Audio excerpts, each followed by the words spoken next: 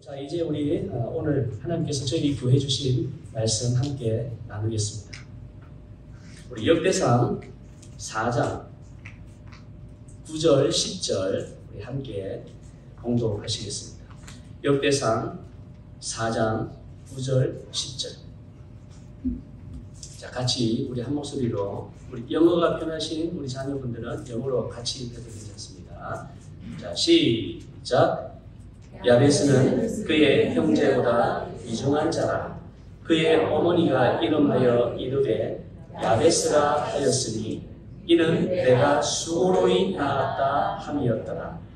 야베스가 이스라엘 하나님께 아뢰어 이르되 주께서 내게 복을 주시려거든 나의 지역을 넓히시고 주의 손으로 나를 도우사 나로 환난을 벗어나 내게 근심이 없게 하옵소서 하였더니 하나님이 그가 구하는 것을 허락하셨더라. 아멘. 자, 오늘도 우리 말씀을 통해서 큰 은혜와 위로와 힘을 얻으시기를 주님 이름으로 축원드립니다. 자, 우리 오늘 이제 본문이 우리가 흔히 말하는 야베스의 기도, 야베스의 기도 많이 들어보셨죠? 야베스의 기도입니다. 특히 이제 2001년도에 브루스 윌킨스가 쓴 야베스의 기도라는 이 책이 전 세계로 이제 발매가 되면서 이 야베스의 기도가 어떻게 보면은 더 이제 주목을 받기 시작했고, 정말 그 기도의 신드롬이라고 할까요? 예, 기도의 신드롬이 정말 일어났었습니다.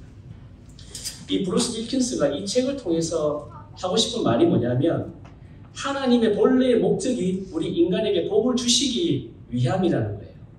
복을 주시기 위함이기 때문에 우리가 열심히 기도하고 열심히 부르짖으면 하나님께서 반드시 응답하시고 또 복을 넘치도록 부어주신다는 것입니다. 여러분 믿으십니까? 예.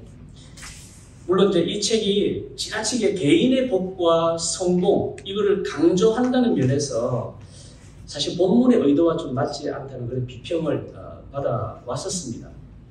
그래도 예, 저는 기도가 이 책을 통해서 정말 기도가 얼마나 중요한가, 예, 이거를 일깨우고 이 기도 이후로 정말 온 교회가 다시 정말 기도의 붐이 일어난 그런 좋은 영향력을 끼친 면에 있어서는 저는 인정하고 있습니다.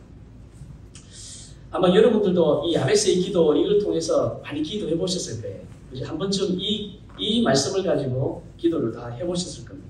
그래서 저는 오늘 이 기도, 우리가 너무나도 잘 알고 있는 이 야베스의 기도를 통해서 이 기도가 진짜 오늘 우리에게 말하고자 하는 진짜 의도가 뭔가, 그거를 우리가 한번 살펴보고, 또 우리가 이제 오늘 아마 이 설교 이후에는 이 기도를 좀 다른 시각으로 여러분 아마 기도하게 될 겁니다.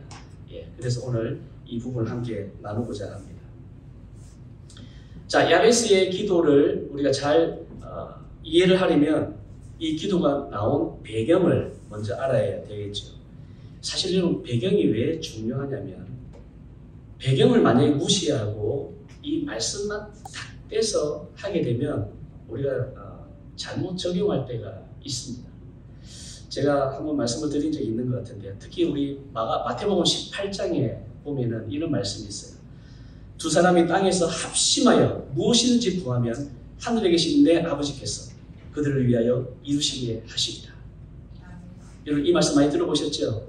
그래서 우리가 기도할 때 하나님 두 사람이 땅에서 합심해서 기도하면 하나님이 다 들어주신다고 했는데 하나님 우리의 기도를 들어주세요. 우리가 이러면서 우리가 기도를 많이 합니다. 그런데 사실 마태복음 18장은요, 교회에 어떤 사람이 죄를 지었을 때 그 사람을 징계하는 그 징계의 배경입니다. 징계의 배경에서 나온 말씀이라는 거예요. 한 사람의 그 징계를 두고 교회가 여러 차례 권면을 합니다. 예를 들어서 어떤 사람이 좀 부적절한 어떤 그런 성범죄나 정말 있어서는 안 되는 그런 중범죄를 지었다. 그랬을 때에 처음에는 조용히 알리지 않고 그 사람에게만 가서 그렇게 죄를 지으면 안 된다. 그렇게 권면을 하죠. 그런데도 그걸 깨닫지 못하고 계속 그런 죄를 짓거나 아니면 뭐 도박이나 이런 것들을 계속 한다. 이랬을 때에 안 되겠다. 이번에는 둘이나 세 사람이 가서 이제 권면을 하죠. 왜냐하면은 만약에 한 사람이 갔을 때 나 그 사람이 나한테 말한 적이 없다 이렇게 되면은 누가 증인으로 말할 사람이 없기 때문에 증인으로 세우기 위해서 두세 사람이 가서 이제는 또 권면을 합니다. 제발 이제 도박하지 마세요. 교회 덕이 안 되겠다. 예를 들면은 이제 그렇게 불륜을 저지르지 마세요. 뭐 이런 식으로 그렇게 증인까지 가서 두세 사람이 권면했는데도 불구하고 또 계속해서 여전히 그런 죄를 짓게 되면 아무래도 교회에 영향이 생기게 되죠. 그랬을 때에 정말 어쩔 수 없이 그 영혼을 사랑하는 마음으로 이제 교회에다가 이제 공포를 하죠. 이분이 교회는 다니지만 이런 것들을 자꾸 여러 차례 권면을 했음에도 불구하고 죄를 짓습니다. 그렇게 교회에 공포를 했는데도 불구하고 계속해서 또 죄를 짓는다. 그럴 때는 이제 교회의 유익을 위해서 그분을 이제 징계를 하라는 거예요. 그런데 그 징계하는 그 과정이 정말 그 영혼을 위한 거죠. 그 사랑이 동기입니다. 어떻게든 돌아오게 하기 위해서, 죄를 짓지 않게 하기 위해서. 그래서 얼마나 많이 교회가 기도를 하겠어요. 그리고 최종적으로 교회에서 이제 나가게 할 때에 정말 교회에서 기도하거든요. 기도해서 이게 정말 하나님 뜻입니까? 이게 정말 그 영혼을 위한 것입니까? 마지막으로 최종적으로 기도해서 교회가 이제 결정했을 때에 하나님은 그 결정을 인정해 준다는 그 말입니다.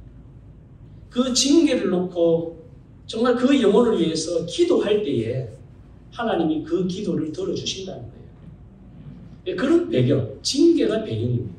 그런 배경에서 두 사람이 땅에서 합심해서 기도하면 그래 너희가 그 영혼을 위해서 그렇게 기도했으니까 너희가 결정하는 그 결정을 내가 인정해 주겠다. 그 말이거든요. 그러니까 우리가 이제 이런 기도도 사실은 배경을 좀 알면은 하나님 두세 사람이 기도하면 하나님 들어주신다고 했으니까 이런 것들을 우리가 이제 좀 줄일 수가 있지요. 배경이 이제 그만큼 사실 이제 중요합니다.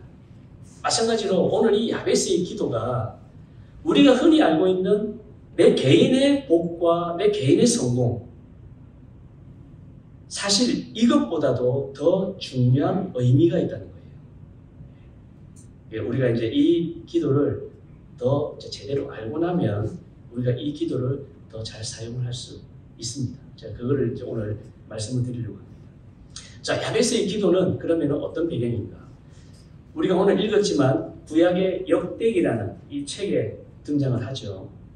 역대기는 누가 썼냐면은 에스라가 썼다고 이제 그렇게 우리가 일반적으로 믿고 있습니다. 학자 에스라, 에스라서에 보면은 그 에스라가 나오거든요. 에스라를 쓴 장본인이기도 합니다. 이 에스라가 이제 이 역대기를 썼는데 이 에스라는요 바벨론 포로 시기에 활동했던 제사장이면서도 그리고 그들과 함께 하면서 그들에게 정말 하나님의 그 말씀이 끊어지지 않도록 율법을 가르쳤던 학자입니다. 그리고 그는 이제 포로 시기가 이제 딱 70년이 끝나고 난 뒤에 그 유대인들을 데리고 다시 예루살렘으로 귀환한 그런 지도자였어요. 자, 이런 시대적 배경을 먼저 아실 필요가 있습니다. 자, 에스라는 포로 시기에 활동했던 제사장이면서 학자였습니다. 그리고 포로가 끝나고 다시 예루살렘으로 이제 돌아올 때에 그 포로가 끝난 이스라엘 백성들을 데리고 온 그런 리더였습니다. 70년 만에 고국으로 돌아온 이스라엘 백성들이 여러분 이제 돌아와 보니까 이 뭐 예루살렘 땅은 뭐 완전히 황폐하잖아요. 그러니까 가장 먼저 이 버려진 땅에 와서 해야 할 가장 시급한 것 이게 뭐냐? 에스라가 볼 때는 야 이들의 지금 우리의 이 정체성이 필요하다. 정체성이 가장 지금 이 절실한 문제였습니다. 70년 만에 그리운 고국으로 돌아온 것은 너무나도 기쁜 일인데 눈앞에 보이는 이 완전히 쓰러져 있는 황량한 이 예루살렘 그 전에 이 솔로몬의 그 영광, 이거는 이제 온데간데 없는 이 예루살렘 성과 도시를 바라보면서 우리가 과연 하나님의 택함을 받은 백성이 맞는가? 아브라함과 맺었던 언약이 지금 나와 무슨 상관이 있지? 다윗의 영광은 다시 회복될 수 있을까? 여기에 이제 막 그 헷갈리기 시작하는 거예요. 의구심과 낙심. 실제로 눈에 보이는 것들이 이제 그렇게 피폐한 땅만 보이니까 낙심될 수밖에 없지요. 하나님의 약속의 말씀은 지금까지 유효한가? 그겁니다. 이것이 포로에서 돌아온 이스라엘 백성들의 마음을 제일 힘들게 했던 것입니다. 바로 이런 정체성의 이 혼란 이 시기에 에스라는 백성들을 격려할 필요성이 있었던 것이죠. 첫째, 바벨론 포로 70년 마치고 돌아온 것은 분명한 하나님의 계획이야. 그리고 두 번째는 여전히 하나님께서는 바로 우리가 이 택하신 언약의 이 백성, 그래서 아브라함과 맺었던 이 언약이 절대로 끊어지지 않는다. 그것을 말씀해 주고 싶었습니다. 그리고 세 번째로는 이제 다시 더욱 굳건하게 다윗 왕조가 다시 회복될 것이야. 그걸 이제 이 낙심에 있는 이스라엘 백성들에게 이제 강조하고 싶었던 것이에요. 그래서 사실 쓴 책이 바로 이 역대기입니다. 다시 말씀드리면 하나님의 백성으로서 정체성을 지금 잃어가고 있는 백성들에게 정체성을 다시 회복시켜서 희망과 소망을 불어넣어주기 위해서 이 책을 썼다는 거예요. 그래서 이런 배경을 좀 알면은 그 마음을 읽을 수가 있으니까 우리가 좀 더 성경이 좀 더 우리에게 더 다가올 수가 있죠. 자, 그래서 그러면 정체성을 회복시키기 위해서 에스라가 뭐를 먼저 가장 해야 될까? 고민하던 중에 그렇다. 족보를 정리하자. 예, 족보를 정리하자. 그래서 족보를 다시 이제 끄집어내기 시작한 겁니다. 나는 누구인가? 우리는 도대체 누구인가? 그거를 알려면 우리 조상을 알면 되잖아요. 아, 우리 조상이 누구인가? 예, 그래서 그 족보를 이제 쫙 끄집어내서 정리를 하기 시작합니다. 학자 엑스라답게 족보를 얼마나 완벽하게 잘 끄집어냈는지 역대기 여러분 1장에서 9장까지가 그 족보에 이름이 쫙 나오잖아요. 지파별로 쫙. 예. 그래서 여기에 대한 감동이 없으면 역대기 읽다가 바로 그냥 성경을 딱 닫아버리죠. 왜냐하면 이거 우리하고 전혀 관계없는 이름 읽어봤자 재미가 없거든요. 그래서 역대기 사실 겨우 레위기를 건넜는데 겨우 레위기 건너서 그래도 야 이제 내가 그래도 이제 조금 믿음이 생겨서 성경을 좀 읽을 수 있겠구나. 열왕기서 너무 재밌게 막 왕들 이야기 읽다가 그렇지 이제 내가 이제 믿음이 많이 성장했고 그랬는데 역대기 딱 펴는 순간에 이름이 쫙 나오니까 안 되겠구나 역시 나는 그러면서 딱 덮어버린다는 거예요. 야 역대기가 사실은 레위기 다음으로 두 번째 만나는 참 이 장애물입니다. 그런데 이 에스라는 이 족보가 정말 그들의 생명이었어요. 생명줄이었어요. 그 마음을 우리가 알면 물론 그 이름이 우리하고 전혀 관계없지만 이 이름 하나하나가 얼마나 소중하고 정말 이 이름 하나 때문에 내 정체성이 좀 회복되는 그런 걸 생각할 때 에스라가 이름 하나하나 놓칠 수가 없었던 것이죠. 그래서 여러분 역대상의 1장에서 9장까지 우리한테는 다소 지루할 수 있지만 긴 이름들을 쫙 읽어 했던 것입니다. 자, 그런데 이제 우리가 이제 눈여겨봐야 할 부분이 이제 여기 있습니다. 에스라가 이스라엘 백성들의 이 정체성을 회복하는 프로젝트로서 조상들의 족보를 쭉 이제 정리하던 중에 유다 지파로 딱 가서 유다 지파에서 이 야베스라는 인물을 딱 발견하는 순간 뭔가 하나 딱 클릭이 된 거예요. 자, 9절을 한번 봅시다. 9절 다시 한번 읽습니다. 시작. 야베스는 그의 형제보다 귀중한 자라. 그의 어머니가 이름하여 이르되 야베스라 하였으니 이는 내가 수고로이 낳았다 하니. 야베스는 여호수아가요 가나안 땅을 이제 정복하고 각 지파에게 땅을 이제 분배하죠. 그리고 각 지파별로 땅을 정복하는 그 시기에 살았던 인물입니다. 아마 이제 우리 구약 성경에 여호수아부터 사사기 그 어간에 살았던 인물로 사사기 아마 전인 것 같아요. 이 시대 사사기는 땅을 정복하는 과정에서 일어나는 그 스토리입니다. 그러니까 여호수아부터 사사기 그 시대에 살았던 인물이 바로 야베스예요. 이 야베스는 유다 지파이고 지금 이 현재 글을 쓰고 있는 에스라와는 약 800년 전의 인물입니다. 자, 그런데 구절에 의하면 야베스라는 이 이름을 누가 지어주냐면 그의 어머니가 지어줘요. 그죠? 그의 어머니가 이름하여 이르되 뭐라고 했죠? 야베스라 하였으니. 야베스. 근데 이 야베스가 무슨 뜻이냐? 이는 내가 어떻게 낳았다? 수고로이 낳았다. 수고로이 낳았다. 다시 말씀드리면 고통 중에 낳았다는 거예요. 고통 중에. 우리 여기 어머니들, 우리 자식 낳는데 고통 당하지 않고 낳은 자식이 있습니까? 쑥하고 나온 자식이 있어요? 없지요. 예. 다 정말 고통스럽게 낳았습니다. 여기 고통 중에 낳았다는 이 의미가 뭐냐면 사실은 이 야베스의 어머니가 야베스를 놓을 때 그 시대적 상황을 지금 이야기하는 거예요. 시대적 상황. 매우 혼란한. 여러분 여호수아부터 사실 사사기는 이제 우리가 이제 구약 파노라마 계속 이제 하겠지만 사사 시대는 정말 마치 그림으로 말하면 그냥 그 암흑과도 같은 침침하고 분위기가 침침하고 암흑과도 같은 그런 분위기예요. 사사기는. 이런 매우 혼란한 시대적 상황에서 태어났기 때문에 이 아이의 운명이 너가 이렇게 참 이런 혼란한 시대에 사는 이 시대적 상황에서 네 운명도 참 고통이다. 이런 의미를 지금 담고 있는 것입니다. 그래서 어머니는 고통과 슬픔을 뜻하는 야베스라는 이름을 지어준 것입니다. 우리 같으면 그래도 아무리 자식에게 너는 고통이다. 너는 슬픔이다. 이런 이름 지어줄 부모가 어디 있어요? 근데 성경에는 간혹 그런 이름들이 있습니다. 예를 들면 야곱이라는 이름이 있죠.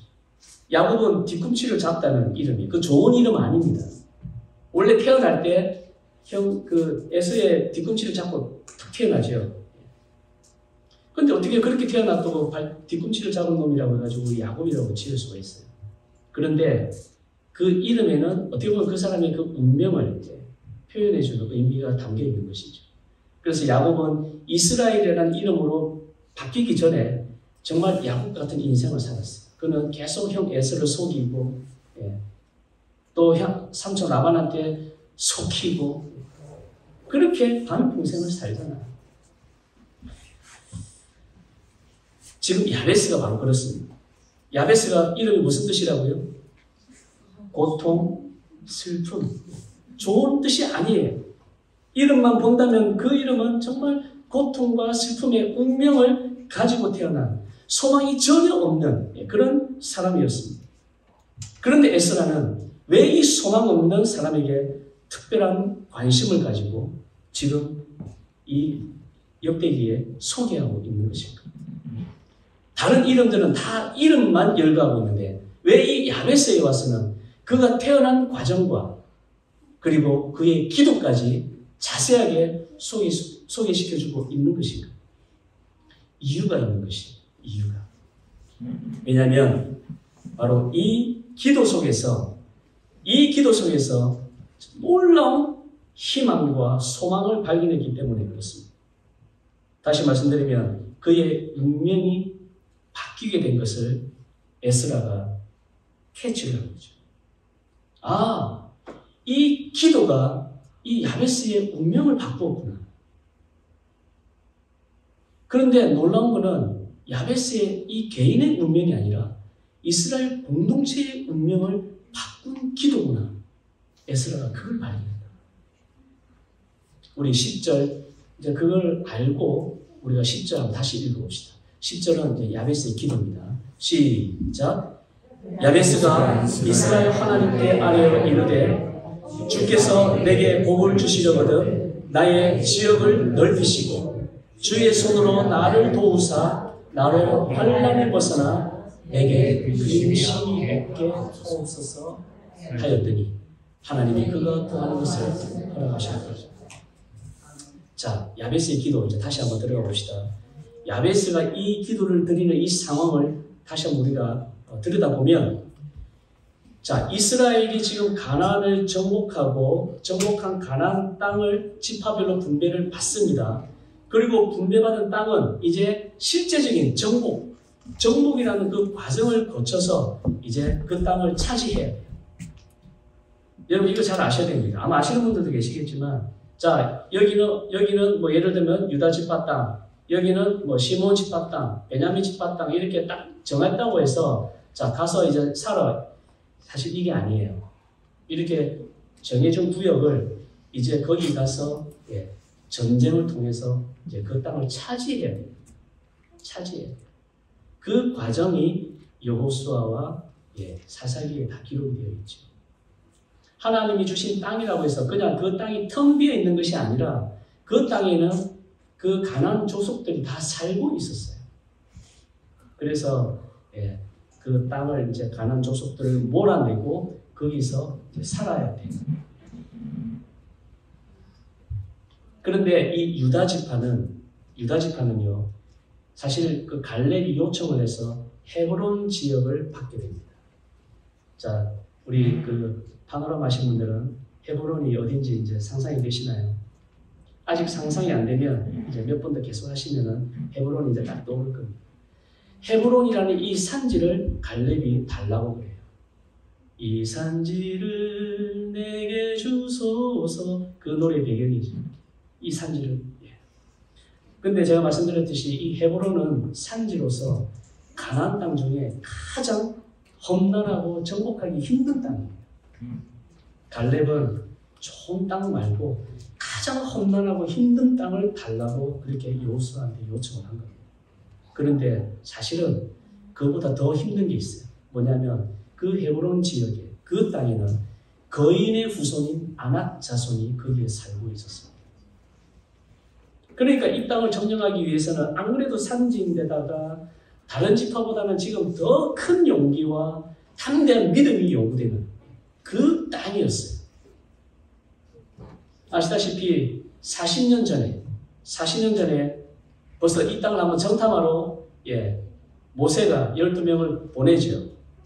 정탐으로 보냅니다. 그런데 그 12명의 정탐꾼들 중에 여호수아와 갈렙 빼고 10명이 정탐을 하고 난 뒤에 아이고 안 됩니다. 우리 가나안 땅에 들어가면 안 됩니다. 거기에는 아낙 자손이 살고 있어요. 다시 말씀드리면 거인들이 살고 있다. 거인들. 그러니까 그들에 비하면 우리는 완전 메뚜기밖에 안 됩니다. 들어가서는 안 됩니다. 그 10명의 정탐꾼들이 보고 기겁을 해서 나왔던 바로 그 땅이 헤브론 땅이에요. 그래서 결국에는 그 10명의 그 부정적인 보고 때문에 40년을 광야에서 훈련을 받죠. 바로 그 땅입니다. 자, 유다 지파인 야베스가 이처럼 지금 이제 이 헤브론 산지를 이제 정복을 해야 되는데 거인이 살고 있지요. 정말 누구 생각하면은 정말 무서운 거예요, 사실. 그러고 이 산지를 정복하는 과정이 얼마나 힘들겠어요. 바로 이 헤브론 땅. 이 땅을 정복해야 하는 그 과정에서 하나님께 드린 기도가 바로 야베스의 기도입니다. 그러니 여러분 이 기도가 내가 잘 살고 내가 성공해야 됩니다. 이런 기도일까요? 아니에요. 여러분 이 기도의 이면을 잘 보시면 이 기도는 내가 잘 살고 내가 성공해 달라고 하는 이 기도가 아닙니다. 이 기도는 사실 우리 유다지파, 우리 공동체를 살려주세요라는 기도예요. 그리고 우리 공동체가 살려면 내가 두려워하면 안 돼요. 내가 복을 받아야 돼요. 바로 그겁니다. 내가 복을 받아야 되는 이유가 바로 그거예요. 내가 두려워서 앞으로 나가지 못하면 어떻게 돼요? 벌써 안 되잖아요. 그러니까 내가 복을 받고 내가 환난이 없고 근심이 없어야 우리 공동체가 앞으로 나갈 수 있습니다.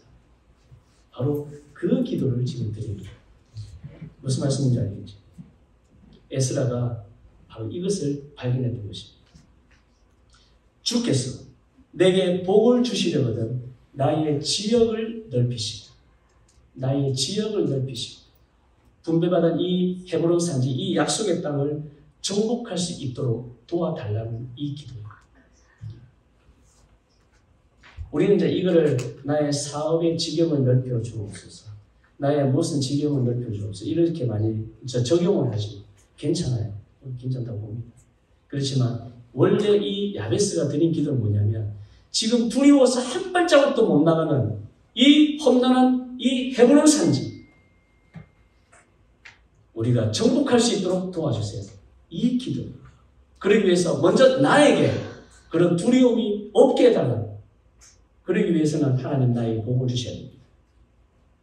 그겁니다. 주의 손으로 나를 도우사 나로 환난을 벗어나 내게 근심이 없게 하옵소서. 유다 지파가 땅을 정복해 나갈 때에 겪게 되는 많은 어려움과 특히 이 거인 족속인 이 아낙 자손과의 싸움에 대비해서 하나님의 도우심을 구하는 기도입니다. 이것만 봐도 여러분 이 지금 땅을 정복하는 이 과정이 얼마나 두려운가 여러분 알 수가 있지요. 이제 눈치채셨습니까? 야베스의 기도는 개인의 기도가 아니라 사실은 공동체를 위한 기도였어요. 내 개인이 복받고 잘 살기 위한 것이 아니라 내가 복받아야 내가 환난에서 벗어나 근심이 없어야 내 공동체가 살 수 있다는 바로 그 동기로 드리는 기도였어요. 여러분 저는 우리의 기도가 이런 기도가 되어야 될 줄로 믿습니다. 저는 그러면 하나님이 정말 못 들으실 기도가 없다고 저는 분명히 믿습니다. 하나님, 제가 잘 돼야 됩니다. 왜? 그래야 우리 교회가 힘을 얻으니까요. 하나님, 내가 근심이 없어야 됩니다. 우리 가정에 근심이 없어야 됩니다. 그래야 우리 교회가 건강하게 세워질 수 있기 때문입니다. 우리 기도가 여기서 출발한다면 하나님 저는 우리 기도를 분명히 들어주실 줄로 믿습니다. 이 기도를 좀 더 확장해 볼까요? 하나님, 내가 꼭 의사가 되어야 됩니다. 우리 혹시 이 중에 의사가 되기를 우리 기도하는 우리 자녀들이 있다면 하나님, 내가 꼭 의사 되어야 됩니다. 돈 많이 벌기 위해서, 그래서 좋은 차 사고 좋은 집 사고 잘 살기 위해서. 그게 아니라 야베스의 기도는 이겁니다. 하나님, 내가 꼭 의사가 되어야 됩니다. 그래야 나중에 선교지에 가서 정말 가난한 자들, 의료품이 없어서 고생하는 그 자들에게, 그런 영혼들에게 내가 정말 주님의 이름으로 아픈 사람들을 치유할 수 있으니까 하나님, 내가 의사 돼서 내가 성공해야 됩니다. 그거예요.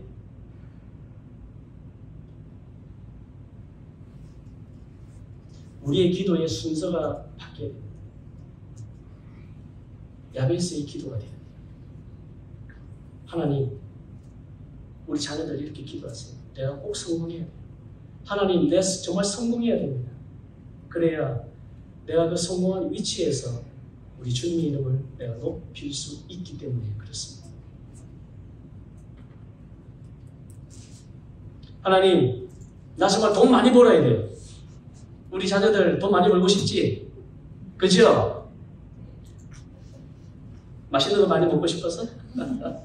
지금은 그럴 수 있을지 모르지만 우리 자녀들 지금부터 기도하세요. 하나님, 나 돈 많이 벌게 해주세요.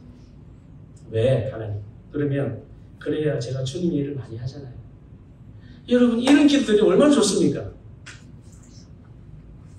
우리의 기도의 출발이 그렇게 돼야 돼요. 야베스의 기도가 그겁니다.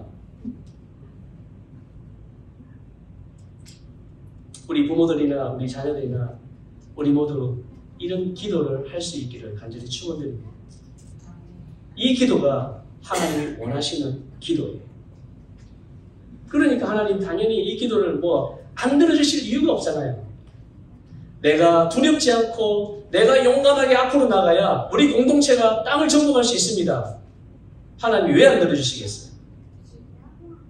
마지막에 그러니까 하나님이 그가 구하는 것을 허락하셨더라. 할렐루야. 그가 구하는 것을 다. 이게 사실 이게 다라는 말이 빠져 있습니다. 하나님이 그가 구하는 것을 다 허락하셨다.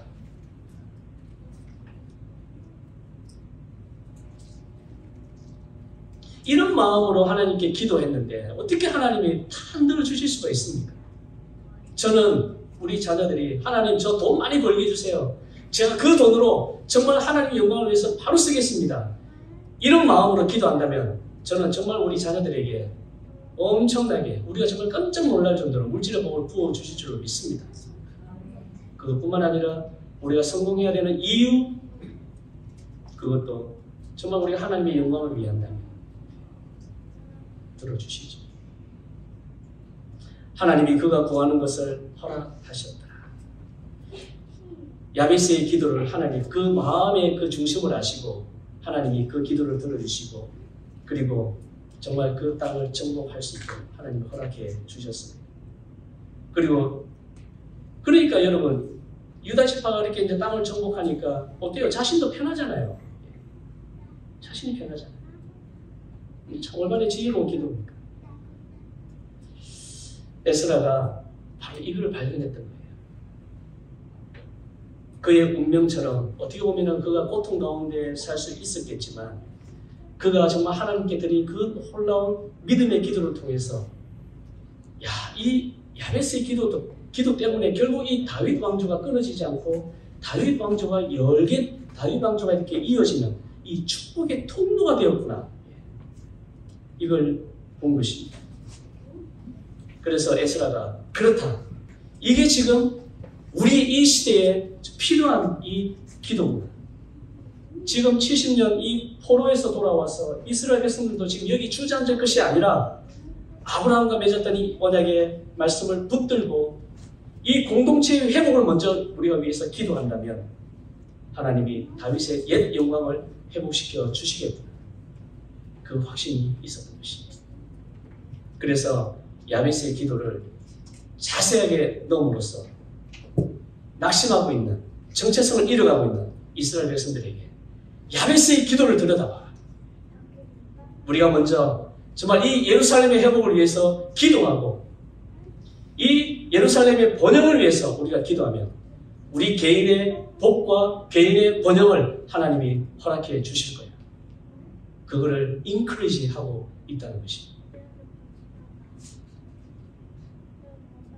에스라는 바로 이 이스라엘 공동체의 회복을 위해서 야베스의 기도를 비전으로 삼았습니다.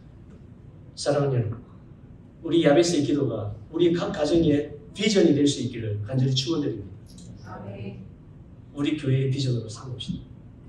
내 개인의 성공과 복이 아니라 우리 교회의 성공을 위해서, 이 나라의 성공을 위해서 우리가 잘 돼야 되고 우리 가정이 잘 돼야 되는 것입니다. 하나님의 나라 확장을 위해서 우리가 잘 돼야 됩니다. 그렇게 우리가 기도하면 하나님 분명히 우리의 운명을 바꾸어 주신다는 것을 여러분 믿으시기 바랍니다. 그러니까 결국에 우리가 이런 올바른 기도를 드리게 되면 여러분 기도로 정말 우리의 운명이 바뀐다는 것은 불가능한 것이 아니라는 것이죠. 저는 확실히 믿습니다. 기도는 우리의 운명을 분명히 바꿔줄 수 있습니다. 주께서 내게 복을 주시려거든 나의 지역을 넓히시고 주의 손으로 나를 도우사 나를 환난을 벗어나 내게 근심이 없게 하옵소서 하였더니 하나님이 그가 구하는 것을 다 허락하셨더라. 두렵고 척박한 이 헤브론 산지를 바라보면서 타박한 마음으로 기도했던 한 사람의 기도가 여러분 이렇게 수천 년 동안 수많은 사람들의 마음을 감동시킬 수 있었던 것은 그가 진정으로 그 공동체의 운명이 곧 자신의 운명임을 간절히 알고 기도했기 때문에 그렇습니다. 이 기도를 우리 자녀들이 꼭 배울 수 있기를 간절히 바랍니다. 그리고 우리 자녀들 때부터, 지금 어릴 때부터 이런 기도를 우리는 드려야 됩니다. 우리 부모님들도 이걸 아시고 우리 자녀들을 이런 마음으로 기도해 주시기 바라고 우리 자녀들이 이런 기도를 할 수 있도록 계속 옆에서 기도해 주시기 바랍니다. 제가 우리 교회에 와서 목표로 삼은 것이 교회 같은 가정 같은 교회입니다. 한번 따라해 볼까요? 교회 같은 가정, 가정 같은 교회. 교회 같은 가정이 뭐예요? 가정 안에 정말 하나님을 제대로 섬기는 교회의 모습이 있다면, 그리고 우리 이 교회가 정말 또 가정 같은 그런 정말 아름다운 사랑이 우리가 계속 넘친다면, 여러분 이것보다 더 정말 하나님 원하시는 그런 교회 모습은 없다고 저는 믿습니다. 가정이 믿음으로 바로 서게 되면 교회는 자동적으로 바로 서게 되어 있습니다. 우리 여러분 각자가 잘 되면 교회는 아무 걱정 없어요. 나아가 우리가 잘 되고 성공해야 하는 이유는 명백한 것입니다. 바로 하나님 나라의 영광을 위한 것입니다. 믿습니까? 네. 주님을 위해서, 복음을 위해서 내가 성공해야 한다고 기도하면 하나님은 그 기도 반드시 응답해 주실 것입니다. 우리의 운명을 바꾸서라도 하나님이 기도를 들어주실 것입니다. 기도가 이처럼 우리의 운명까지도 바꾸고 더 큰 축복으로 나아가는 통로라는 것을 잊지 마시고, 이제부터는 주님의 나라와 의를 위해, 복음을 위해 내가 복을 받아야 합니다. 주님, 하나님의 영광을 위해서 내가 성공해야 됩니다. 이런 기도로 우리의 운명을 축복으로, 축복의 통로로 바꾸는 저와 여러분이 다 되시기를 주님의 이름으로 축원드립니다. 기도하시겠습니다.